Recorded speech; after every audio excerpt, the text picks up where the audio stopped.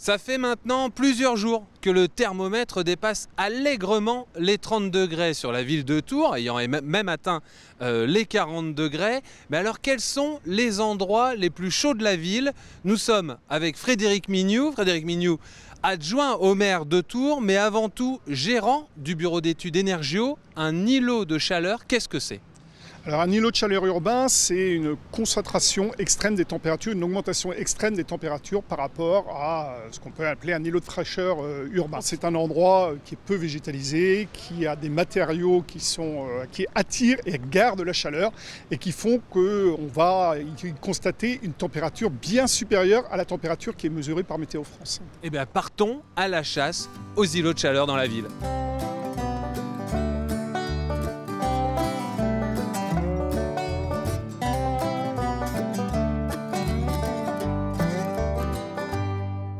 Nous sommes ici sur le parvis du Palais des Congrès de Tours, l'un des endroits les plus chauds de la ville. Alors Frédéric Mignoux, quels sont les facteurs d'un îlot de chaleur comme celui-ci ?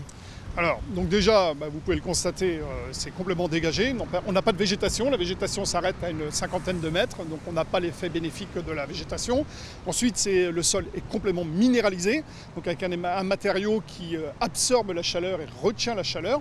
Si par exemple le matériau était blanc, il aurait tendance à rejeter la chaleur au lieu de l'absorber. On a une température ici qui va être certainement de 4 ou 5 degrés supérieure à la température qui est mesurée par Météo France et annoncée par Météo France à cette heure-ci. On n'a pas que des mauvaises nouvelles non plus à vous annoncer, puisqu'on va faire quelques pas pour aller trouver un îlot de fraîcheur.